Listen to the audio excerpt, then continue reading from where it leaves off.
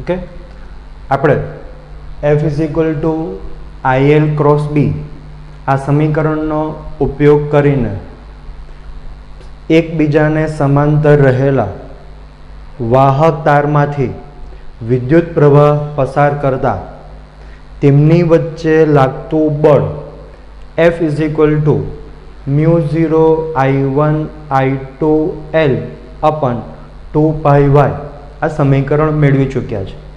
આ સમીકરણ પરથી આપણે એક વાતનું તારણ કાઢ્યું હતું કે જો વિદ્યુત પ્રવાહ એક જ દિશામાં હોય તો તેમની વચ્ચે આકર્ષીય પ્રકારનું બળ લાગે એટલે બંને નજીક આવે, પણ વિદ્યુત પ્રવાહ જો વિરુદ્ધ દિશામાં હોય તો તેમની વચ્ચે અપાકર્ષી બળ લાગે એટલે કે બંને દૂર જાય।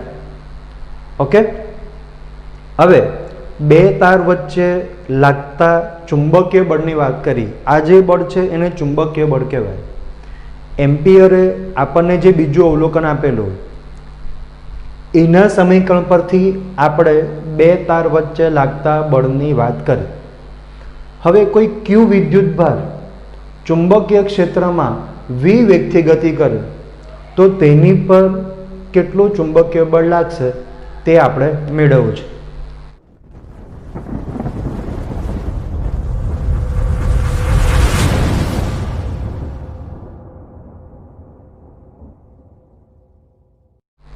તો આપણે જાણીએ છીએ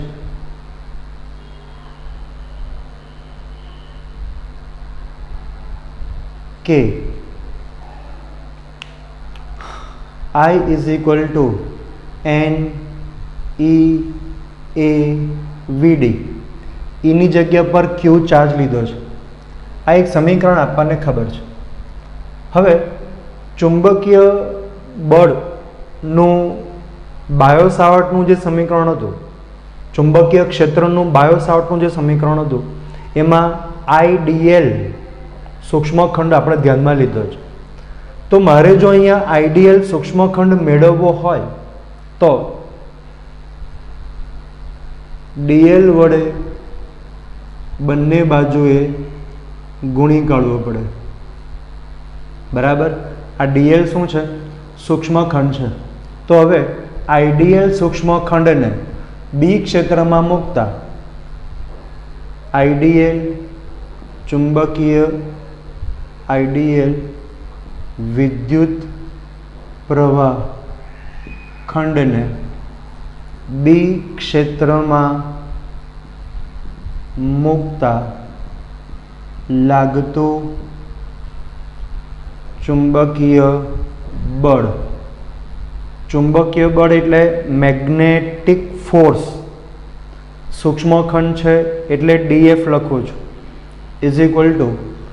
=IDL × B આટલું બળ લાગે। હવે IDL ની જગ્યા પર આપણે આ સમીકરણ મૂકીએ તો NQAVD DL × B આવું લખાય।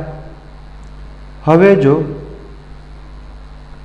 VD અને DL માનો કે વેગ અને DL બંને એક જ દિશામાં હોય, નોર્મલી કોઈ તાર હોય એ તારમાંથી વિદ્યુત પ્રવાહ પસાર થાય, આ તારનો જે ખંડ છે એને આપણે DL લઈએ તો IDL આ દિશામાં આવે। આ જે વિદ્યુત પ્રવાહ છે એ ધન વિદ્યુત ભારની ગતિ છે, એટલે ધન વિદ્યુત ભારની ગતિ ડેટ મીન્સ કે વેગ, એ વેગ પણ આ દિશામાં છે, એટલે વેગ અને DL બંને એક જ દિશામાં છે। જો બંને એક જ દિશામાં હોય તો આની દિશા આની પર દર્શાવી શકાય, આની દિશા આની પર દર્શાવી શકાય। આપણને જે સહેલું પડે, જે કામનું હોય તે લેવાનું। તો અત્યારે આપણે આ કામનું છે કે આ DL ની દિશા વેગ ઉપર દર્શાવી દઈએ અને DL ને આ રીતે બહાર લખી દઈએ। આટલું ક્લિયર છે? હવે આપણે એવું જાણીએ છીએ n શું છે? એકમ કદ દીઠ વિદ્યુત ભારની સંખ્યા કેટલા છે? વિદ્યુત ભાર નહીં, ઇલેક્ટ્રોનની સંખ્યા n છે. હવે એકમ કદ દીઠ n ઇલેક્ટ્રોન હોય તો આડછેદ ગુણ્યા લંબાઈ, આપણે જે સૂક્ષ્મખંડની વાત કરવાના છે એમાં લંબાઈ dl છે અને એનો જે આડછેદ મળવાનો છે તે a છે. તો કદ કેટલું થવાનું? આડછેદ ગુણ્યા લંબાઈ, આટલું કદ થશે. બરાબર છે?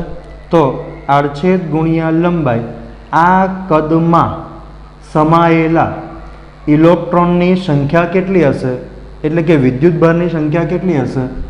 તો કુલ ઇલેક્ટ્રોનની સંખ્યા અથવા તો વિદ્યુત ભારની સંખ્યા બરાબર NaDl આટલું મળે. આ જે બળ છે એ બળને આ કુલ સંખ્યા વડે ભાગી નાખીએ તો શું થાય? dF ભાગ્યા NaDl is equal two NQADL VD cross B. આખા સમીકરણને NaDl વડે ભાગ્યા એટલે ડાબી બાજુ ભાગ્યા આટલા, જમણી બાજુ ભાગ્યા આટલા, તો NaDl ગયા, Q આટલું આવશે. હવે આ જે બળ છે એ બળ આની પર લાગતું કુલ બળ છે એટલે આ કુલ બળ થયું. આ જે છે એ કુલ સંખ્યા છે. કુલ બળને કુલ વિદ્યુત ભારની સંખ્યા વડે ભાગવામાં આવે તો એકમ વિદ્યુત ભાર દીઠ લાગતું ચુંબકીય બળ મળે. એટલે આ જે સમીકરણ છે એ એકમ વિદ્યુત ભાર દીઠ લાગતા ચુંબકીય બળનું સમીકરણ છે. આપણે આવું પણ કહી શકીએ કે Q વિદ્યુત ભાર V વેગથી B ક્ષેત્રમાં ગતિ કરતો હોય તો તેની પર લાગતું ચુંબકીય બળ F is equal to Q V cross B પ્રમાણે મેળવી શકાય છે. ઓકે, તો આની પરથી આપણે અમુક કિસ્સાઓ સમજી શકીએ. F is equal to Q V B cross કાઢીએ એટલે સાઇન થીટા આવે તો theta is equal to 0, sine 0 is equal to 0, બળ 0 થાય. આનો મતલબ વેગ અને ચુંબકીય ક્ષેત્ર બંને એક જ દિશામાં હોય તો લાગતું બળ 0 થાય. વેગ અને ચુંબકીય ક્ષેત્ર વિરુદ્ધ દિશામાં હોય 180 ડિગ્રીએ તો સાઇન 180 ડિગ્રી એ પણ 0 થાય, લાગતું બળ 0 થાય. આનો મતલબ વેગ અને ચુંબકીય ક્ષેત્ર સમાંતર હોય, કાં તો એમ હોય કાં તો એમ હોય, તો વિદ્યુત ભાર પર ચુંબકીય બળ લાગતું નથી. પરંતુ જો લંબરૂપે હોય, વેગ અને ચુંબકીય ક્ષેત્ર લંબરૂપે હોય તો સાઇન 90 ઇઝ ઇક્વલ ટુ 1 લાગતું બળ મહત્તમ મળે QVB જેટલું. બરાબર છે? હવે કોઈ વિદ્યુત ભાર સ્થિર સ્થિતિમાં છે, સ્થિર વિદ્યુત ભાર એટલે કે વેગ 0 છે. વેગ 0 હોય, વેગ 0 હોય તો બળ લાગતું નથી. બરાબર છે? એટલે બળ, ચુંબકીય બળ લાગવા માટે ચુંબકીય ક્ષેત્રની હાજરી જરૂરી છે. જો ચુંબકીય ક્ષેત્ર 0 લઈએ તો પણ ચુંબકીય બળ 0 લાગે. એટલે ચુંબકીય ક્ષેત્રની હાજરી જરૂરી છે. વિદ્યુતભાર ગતિમાં હોવો પણ જરૂરી છે અને ગતિમાં પણ પાછો કેવો, સમાંતર ગતિ કરતો ના હોય તો તેની પર ચુંબકીય બળ લાગે છે. એટલે કે ગતિમાન વિદ્યુતભાર પર ચુંબકીય બળ લાગે અમુક કન્ડિશન છોડીને. હવે ગતિમાન વિદ્યુતભાર તો છે જ. હવે આ વિદ્યુતભાર Q વિદ્યુતભાર E ક્ષેત્રમાં આ વિદ્યુત ક્ષેત્ર આવ્યું, ગતિ કરતો હોય તો હવે વિદ્યુત ક્ષેત્રમાં વિદ્યુતભાર ગતિ કરતો હોય કે ગતિ ના કરતો હોય તેની પર વિદ્યુત બળ તો લાગે છે. તો લાગતું વિદ્યુત બળ F = QE. આ વિદ્યુત બળ માટે E લખું છું, ઇલેક્ટ્રિક ફોર્સ. એટલે વિદ્યુત ક્ષેત્રમાં ગતિ કરે કે ના કરે આટલું બળ તો લાગે છે, પણ જો ગતિ કરતો હોય તો તેની પર ચુંબકીય ક્ષેત્રના કારણે આટલું બળ પણ લાગે છે. આમ ગતિ કરતા વિદ્યુતભાર પર લાગતું પરિણામી બળ, ગતિ કરતા વિદ્યુતભાર પર લાગતું પરિણામી બળ F = વિદ્યુત બળ વત્તા ચુંબકીય બળ, વિદ્યુત બળ વત્તા ચુંબકીય બળ. અહીંથી Q સામાન્ય કાઢી લઈએ તો E + V × B. આ સમીકરણને લોરેન્ટ્ઝ ફોર્સ અથવા તો લોરેન્ટ્ઝ બળ કહે છે. આ જે બળ છે આ બળને વિદ્યુત ચુંબકીય બળ કહે છે. બરાબર છે. એટલે ચેપ્ટર 1 માં આપણે જે બળની વાત કરી તે વિદ્યુત બળ હતું. અત્યારે જે બળની વાત કરી આઈડીઓ આ બધા ચુંબકીય બળ હતા. આ જે બળ છે એમાં વિદ્યુત અને ચુંબકીય બંને બળનો સરવાળો છે. એટલે આ જે બળ મળ્યું લોરેન્ટ્ઝ બળ, એ બળને વિદ્યુત ચુંબકીય બળ કહેવામાં આવે છે. ઓકે. હવે આ વિદ્યુત ચુંબકીય બળ માટે પણ આપણે અમુક કિસ્સાઓ ચર્ચી શકીએ છીએ. ઓકે. લોરેન્ટ્ઝ બળ આપણે જોયું. લોરેન્ટ્ઝ બળના અમુક કિસ્સાઓ જોઈએ. એમાં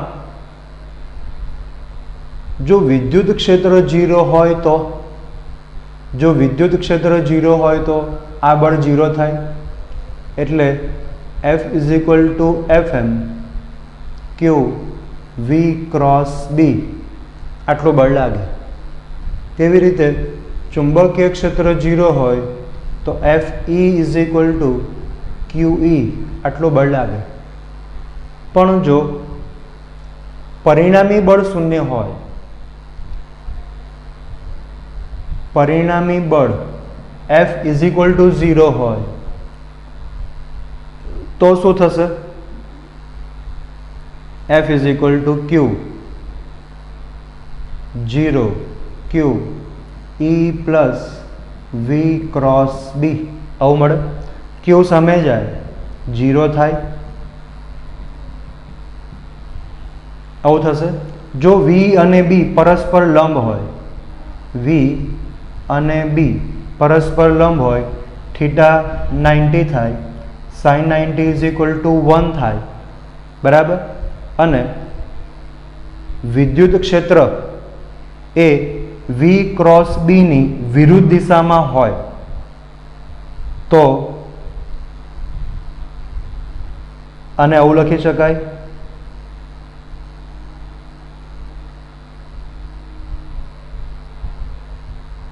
વિદ્યુત ક્ષેત્ર એ V × B ની વિરુદ્ધ દિશામાં હોય તથા આવું થાય તો VB આવું થશે.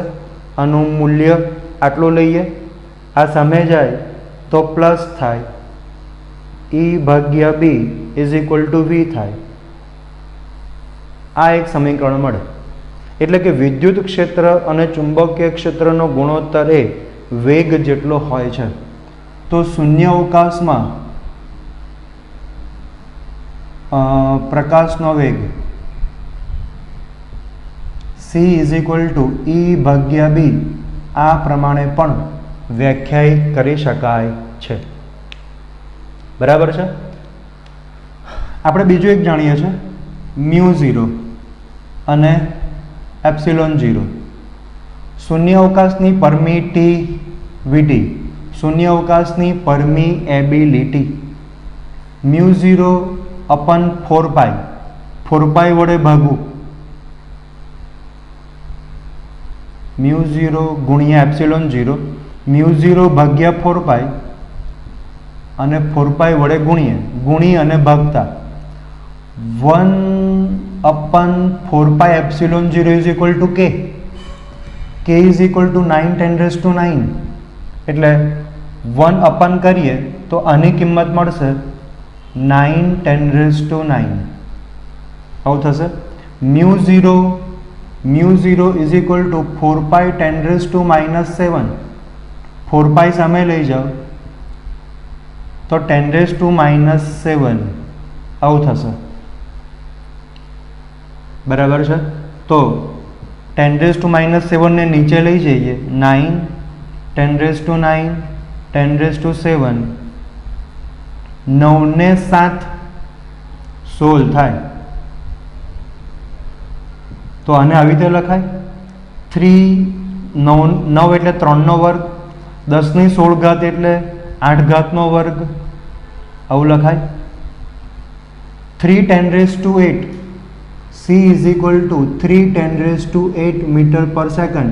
शून्य अवकाश में प्रकाशनो वेग एटले c स्क्वेर थाय, तो mu zero c square is equal to आवुं लखाशे, व्यस्त लीधो स्क्वेर सामे जाए तो c इज इक्वल टू वर्गमूल में म्यू जीरो एप्सिलॉन जीरो, आवुं एक समीकरण पण आपणने मळे, बराबर है। एटले c is equal to E भाग्या B, c is equal to 1 वर्गमूल में म्यू जीरो एप्सिलॉन जीरो पण मळे। आ बंने समीकरण विद्युत चुंबकीय तरंग में कामना है। पार्ट 1 छेल्लुं चेप्टर, त्यारे फरी पाछा आपणे एने याद करीशुं। ओके,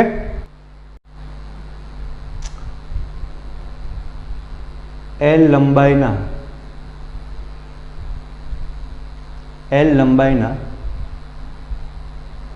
आई विद्युत प्रवाह धरित तारने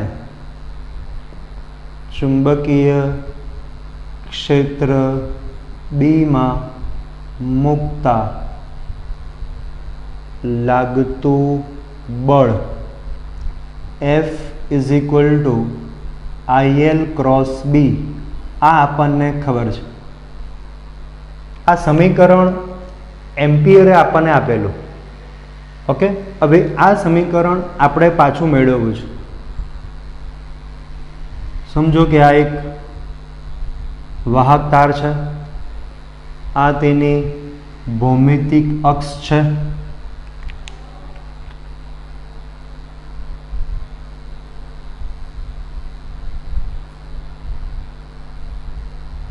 आने एक्स वाय अने आने जेड लो, बराबर है। तो आ दिशा में विद्युत प्रवाह जाए छे एटले IL मळे। खरेखर जे विद्युत प्रवाह है ये विद्युत प्रवाह इलेक्ट्रॉननी गतिना कारणे मळे। तो विद्युत प्रवाह जो एम जतो होय तो इलेक्ट्रॉन आ दिशा में जाए, इलेक्ट्रॉन आ दिशा में जाए एटले आ दिशा में एनो वेग मळे, बराबर है। चुंबकीय क्षेत्र आपणे आ दिशा में लईए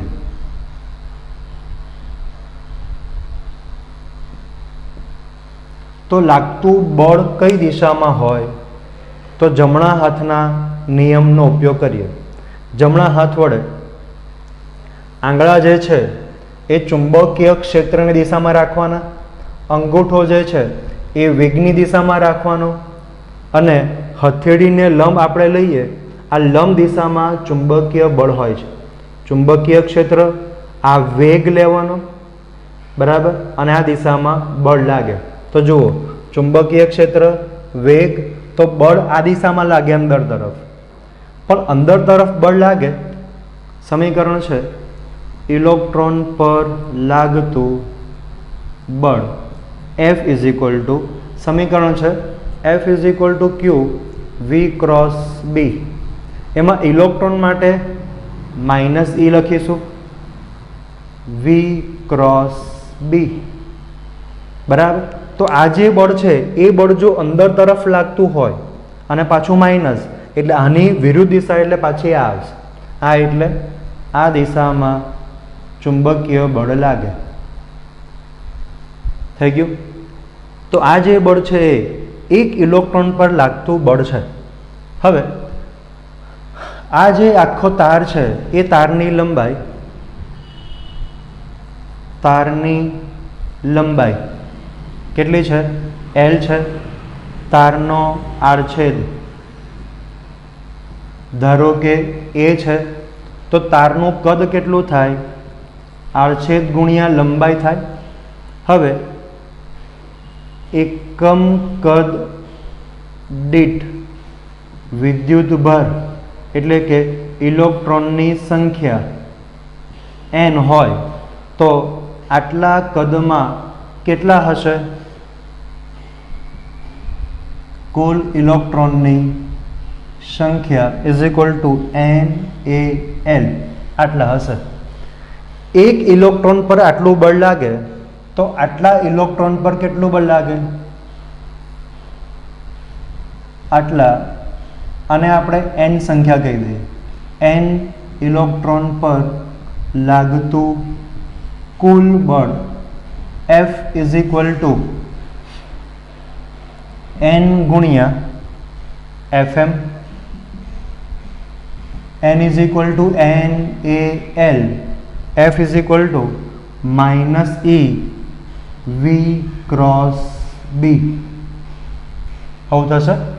હવે N A E L ને અંદર લઈ જવું, કારણ કે આપણે IL જેવું લાવવું છે. તો L ને અંદર લઈ જઉં છું. આ માઇનસ એવો ને એવો, આ L VD. હવે આ L જે છે એ આ દિશામાં છે, L આ દિશામાં છે, તો વેગ આ દિશામાં છે. તો આવું કહેવાય કે વેગની વિરુદ્ધ દિશામાં છે. માઇનસ VD, વેગની વિરુદ્ધ દિશા એટલે માઇનસ VD અને L આવું કહેવાય દિશાની દ્રષ્ટિએ આવું લખાશે. તો F is equal two NaE. VD ની જગ્યા પર L લખું છું એટલે minus VD is equal two સદિશ L ક્રોસ B. NeAVD આપણે જાણીએ છીએ કે વિદ્યુત પ્રવાહ ઘનતા J is equal two I/A. J is equal two NeVD. તો I is equal two NeAVD પ્રવાહ મળી ગયો. માટે F is equal two ILB. આ I B જોડે ગુણો તો બી ચાલે, L જોડે ગુણો તો પણ ચાલે, અદિશ રાશિ ગમે ત્યાં ગુણાય. પણ આપણે L જોડે એટલા માટે ગુણ્યો કારણ કે આપણે આને વિદ્યુત પ્રવાહ ખંડ કહેવો છે. ઓકે. તો I વિદ્યુત પ્રવાહ ધારિત L લંબાઈના વિદ્યુત પ્રવાહ ખંડ પર B ક્ષેત્રના કારણે લાગતું બળ F ઇઝ ઇક્વલ ટુ આટલું છે. હવે આ તો સુરેખ હતો. જો વાયર સુરેખ ના હોત તો, સુરેખ હતો એટલે ઇઝીલી આવું મળી ગયું. સુરેખ ના હોય, નવો વાયર હોય તો શું કરવું પડે? સૂક્ષ્મ ખંડ ધ્યાનમાં લેવા પડે. સૂક્ષ્મ ખંડ માટે લાગતા બળ શોધવા પડે. આ બધા જ બળોનો સરવાળો કરવો પડે. તો જે બળ મળે એ બળ કુલ બળ જેટલું થાય. એટલે IDL ક્રોસ B સંકલન DL ઇઝ ઇક્વલ ટુ કુલ લંબાઈ આ પ્રમાણે શોધાય. બરાબર છે. એટલે એમ્પિયરનો બીજો જે નિયમ હતો આ એમ્પિયરે પ્રેક્ટિકલી મેળવ્યો હતો. આનો જ ઉપયોગ કરીને આપણે આ સમીકરણ મેળવ્યું હતું. બરાબર છે. આપણી ટેક્સ્ટબુકમાં શરૂઆતમાં જ આ સમીકરણ સ્વીકારેલું છે અને એ સમીકરણ પરથી આ સમીકરણ મેળવેલું છે. ત્યાર પછી લોરેન્સ બળની થિયરી પતે છે અને ફરી પાછી આ થિયરી આવે છે. ઓકે. એટલે એ પ્રમાણે આપણે અહીંયા આ થિયરી મેળવી લીધી, આ સમીકરણ મેળવાઈ ગયું. બરાબર છે? ઓકે.